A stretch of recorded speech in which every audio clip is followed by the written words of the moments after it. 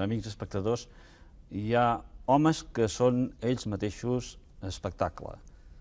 Joan Monleón s'ha fet espectacle en la cançó, en la revista, en el cinema, en el teatre. El nostre convidat d'avui té un gran caràcter i jo els confesso que l'he conegut ara, aquí mateix, fa un moment, i he quedat admirat de la seva vitalitat. Com a artista, omple qualsevol escenari. I com a persona, em fa l'efecte ja que ha començat ja a apoderar-se d'aquesta taula. Joan Monleón, benvingut a Identitats. Moltes gràcies.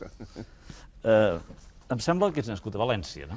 Pues sí, he nascut a València i penso que es nota, no? A València ciutat? A València ciutat i al barri del Carmen. Al barri del Carmen. Ja és, diguem, el cor de València. I és que això ho portes també al cor durant molt de temps? Sí, perquè aquest programa es diu Identitats, i allò de qui perd els orígens, perd les identitats, jo penso que n'hi ha que estar, la teva identitat té que estar molt clara, no? Jo he nascut a València i ho passegi per tot el món, no? Ben fet. Es pot dir, a més que has nascut a València, l'edat que tens, o les vedets no dieu els anys. Això ja ho dia la Gijola Quinquetti, aquella diu no l'età, no? Sí. Però és igual, jo vaig néixer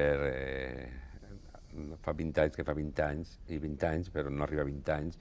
Bueno, vaig néixer l'any 36, en plena guerra civil, i en el barri del Carmen, doncs, bueno, pensé, no sé, la guerra jo no vaig tenir la culpa, Vaig arribar en aquell moment, perquè era el 18 d'octubre, no va ser el 18 de juliol, sinó 3 mesos més tard, no?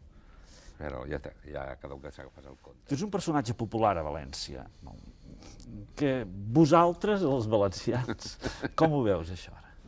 El llibre, o no València... No el llibre, vosaltres, els valencians, ara. Pues, home, quan estàs fora de València, veus les coses, diguem, en una perspectiva completament distinta, no?, d'estar dins de València. Jo penso que València té que pegar un canvi molt fort. S'han perdut molts anys en discussions absurdes i penso que la gent té que donar-se compte que València és un poble com un altre també i l'únic que val és treballar i conèixer bé la teva terra i la teva gent i no pensar més si soc millor o soc pitjor que un altre, no? Jo quan vaig a un puesto tinc un orgull de ser valencià i de ser jo mateix, no? És a dir, que això, penso que això, en el temps la gent se va donar compte i al final de la història el que la gent vol és viure millor.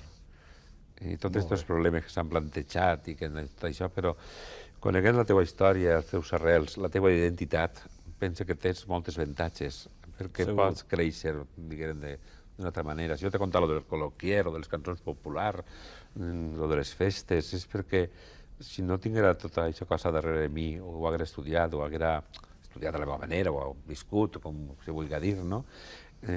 No podria fer un espectacle, no podria ser jo mateix, no? Segur. Seria una persona més de per ahí, no?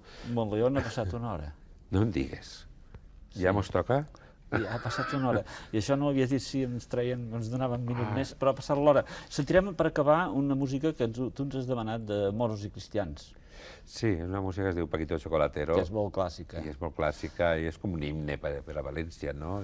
Jo t'he de dir en aquest moment que jo no sé si tu ets...